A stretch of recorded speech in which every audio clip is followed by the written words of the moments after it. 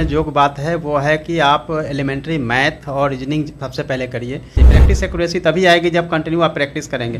तो उसके लिए जो चैप्टर्स हो सकता है उसमें देखेंगे कि नंबर सिस्टम है, अर्थमेटिक है, अलजेब्रा है, ट्रिग्नोमेट्री है। रीजनिंग के लिए ऑलरेडी जो है किताब मार्केट में बहुत सारी किताबें हैं। मेरी भी किताब जो है एक वीक में आने वाली मैथ और रीजनिंग दोनों की आ रही है किताब, तो उसको भी देख सकते हैं। 6-7 ऐसे चैप्टर्स हैं। पूरे अगर चैप्टर्स देखेंगे कोई भी बुक का तो लगभग 80 के आसपास चैप्टर होता है, लेकिन 6-7 ऐसे चैप्टर है जहाँ से क्वेश्चन 100% पूछा जाता है। वो है एक फंडामेंटल लाइट्स का है। नमस्कार, मेरा नाम आलोक है। आप लाइव स्टीज देख रहे हैं। बीपीएससी के माध्यम से शिक्षकों की बहाली होनी है। अब इस मुद्दे पर सियासत भी हो रही है, तरह तरह की बयानबाजियां भी हो रही हैं, लेकिन ये वीडियो हम आपके लिए इन्फॉर्मेटिव रखना चाहते हैं, आपके लिए इन्फॉर्मेशन से भरी रखना चाहते हैं। आईएएस रंजीत सिंह जी हैं, चर्चित आईएएस हैं और जानकारी देते हैं, अपना काम करते हैं, अपने दायित्वों का निर्वहन करते हैं, लेकिन जानकारी खूब रखते हैं। नोटिफिकेशन से लेकर हर चीज़ हम देखते हैं, सबसे पहले आप तक पहुँच जाती है। आप ये बताइए, जब पिछली दफ़ा हम आपसे जुड़े थे वर्चुअल माध्यम से तो चैप्टर्स पे बात हुई थी। अब जरा हम बात करते हैं जीएस की और अन्य जो सब्जेक्ट्स हैं, क्या क्या ऐसे विषय हैं जो हमें अभी से ही तैयारी करनी चाहिए, पढ़ लेना चाहिए?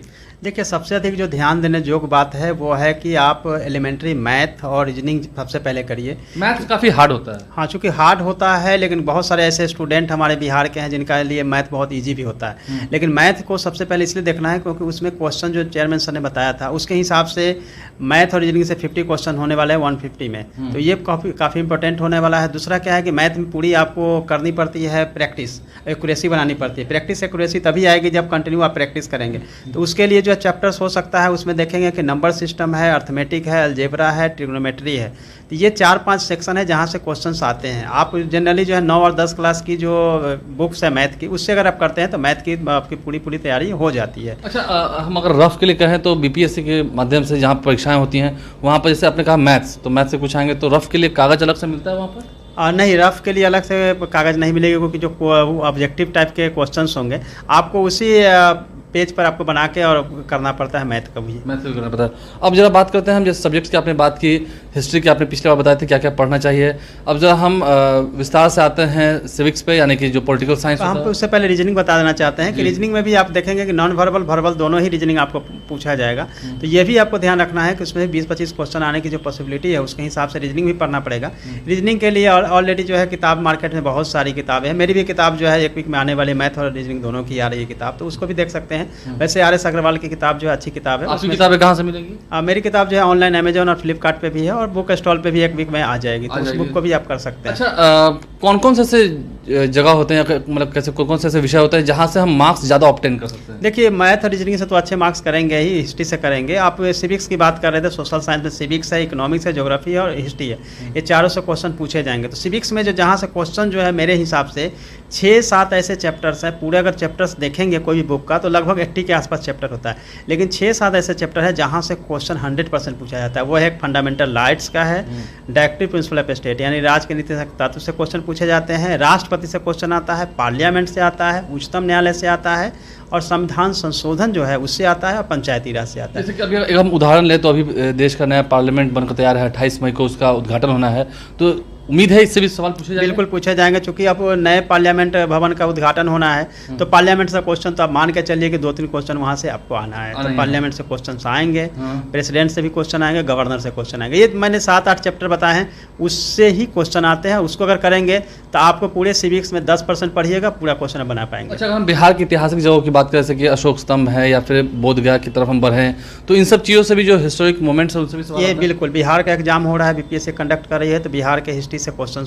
आते हैं, जिसमें कि स्पेशली आप देखेंगे कि मौर्य कला का है उस समय का देखेंगे, गुप्त काल का है उस समय का देखेंगे। ये 2 चैप्टर और 8057 में बाबू वीर कुंवर सिंह का जो है वो कंट्रीब्यूशन, ये 3-4 चैप्टर है जहाँ से क्वेश्चन जो है पूछे ही जाते हैं। अच्छा, जैसे स्वतंत्रता से संग्राम की बात होती है, स्वतंत्रता सेनानियों की बात होती है, जो बिहार से जुड़े हुए स्वतंत्रता सेनानी हैं उनके बारे में उनसे भी पूछा जाता है। स्वतंत्रता सेनानी में आप देखेंगे जैसे बाबू वीर कुंवर सिंह के अलावा जितने भी स्वतंत्रता संग्राम यहाँ से हुए, खुदीराम बोस सहित सभी, और प्लस में जो है गांधी जी चूँकि यहाँ से अपना आंदोलन शुरू करते हैं सबसे पहले, तो इससे चंपारण से भी मान के चलिए कि वो टाइप होके आ जाता है चंपारण से क्वेश्चन। और कितनी बार जैसे बिहार में भी देखा कि सरकारें अदली बदली, वो बात अलग है, लेकिन ये तो एक इन्फॉर्मेटिव क्वेश्चन है ना, तो इसके बारे में पूछा जाता है। हाँ, सरकार के बदलने से कोई फर्क नहीं पड़ता है क्योंकि ये क्वेश्चन जो है नहीं, हम सरकार के बदलने वाले सवालों कर रहे हैं? क्या पूछा जाता है कि हाँ कब कब क्या सरकारें हुई? सरकारें बदली है, चूंकि पॉलिटिकल चीज़ें होती है उससे क्वेश्चन कम पूछे जाते हैं, लेकिन सरकार ने क्या डिसीजन लिए हैं, ये 7 निश्चय 1 7 निश्चय 2 ये सब क्वेश्चन पूछा जाता अभी जो है। शिक्षक नियमावली आई हो सकता है इसको लेकर पूछा जाए? शिक्षा नियमावली से चूंकि ऑलरेडी चूंकि उसी के बारे में एग्जाम हो रहा है, तो उसके बारे में तो क्वेश्चन नहीं आएगा। 2023 में हुआ,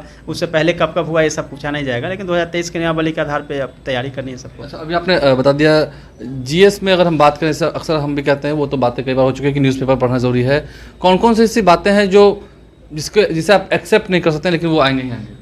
देखिए, कई बार होता है ना कि आप जब भी आपको अगर करंट के हिसाब से देखेंगे तो अवार्ड जो है उससे क्वेश्चन आएंगे। जैसे आईपीएल चल रहा है उससे क्वेश्चन नहीं आएंगे, लेकिन अगर इंडिया ने कहीं कुछ क्रिकेट में अगर वो वर्ल्ड कप लेके आएंगे, महिला वर्ल्ड कप लेके अंडर 19 में देख रहे हैं, तो वो सब क्वेश्चन आपसे पूछे ही जाएंगे। जो भी इवेंट्स वैसे जो कि देश को प्रभावित करता हो, राज्य को प्रभावित करता हो, वही क्वेश्चन आएंगे। पॉलिटिकल क्वेश्चन से भी जुड़े सवाल आते हैं? हाँ, ओलंपिक से एकदम 100% क्वेश्चन पूछे जाते हैं। हाँ, पॉलिटिकल क्वेश्चन केवल नहीं होते हैं, बाकी इकोनॉमिक और बाकी जो क्वेश्चन होते हैं इवेंट से पूछे जाते हैं। अच्छा, जिस तरह से हम सवालों की बात कर रहे हैं, पिछले साल के जो क्वेश्चन है, जैसे अब इस साल ही नियमावली लागू हुई है बीपीएससी की, तो क्योंकि शिक्षकों के लिए परीक्षा है, तो प्रीवियस क्वेश्चन, क्योंकि पहले तो जो क्वेश्चन आते रहे हैं वो एसडीएम के लिए, डीएसपी के लिए, इन सब पोस्ट के लिए रहे हैं, तो क्या उनसे भी कुछ मैच होगा? हाँ, बिल्कुल मैच होगा, क्योंकि बीपीएससी सेम आयोग है, एग्जाम लेने वाली है, तो एग्जाम के पैटर्न लगभग उसी के आसपास होगा।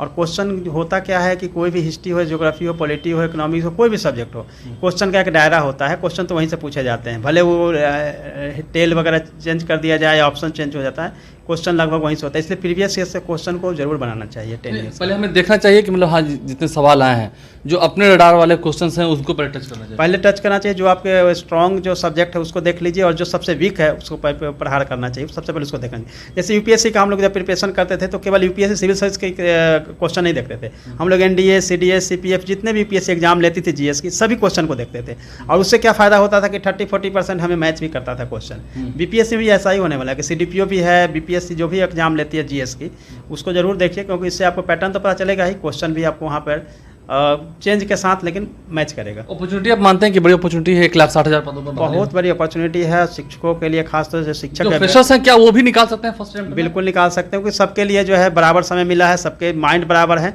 डिपेंड करता है कि जो बहुत ज्ञानवान है लेकिन अगर अभी अब पढ़ नहीं रहे होंगे तो उनका नहीं होगा, लेकिन जो बिल्कुल फ्रेशर लेकिन अभी पढ़ेंगे तो उनका रिजल्ट हो जाएगा। कल ही हमने देखा आपने फेसबुक के माध्यम से बिहार की गरिमा को आपने बधाई दी है।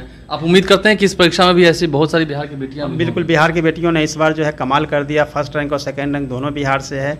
और जिस तरह से बेटियों ने, पिछली बार तो शुभम कुमार से हमने यही इंटरव्यू किया था, जहाँ बैठे हैं यहीं बैठे हुए थे, तो आपको लगता है कि बिहार अभी और ऐसे योद्धा देने वाले हैं? क्योंकि बिहार जो है वो पूरी तरह से कहा जाए तो बिहार पे जो है सरस्वती माँ की बहुत कृपा रहती है, और बिहार में जो प्रतिभा है वो शायद दुनिया में कहीं नहीं है। और इसी कारण से आप कोई भी कॉम्पिटिटिव एग्जाम में देखेंगे तो टॉप रैंक में आएंगे। और सुखद एहसास है कि पिछले 2-3 साल में बिहार से जिस तरह से टॉप और रिजल्ट आ रहे हैं वो काफ़ी अच्छा है, और आने वाले समय में बिहार से बेटियाँ जो है और आगे बढ़ेंगी।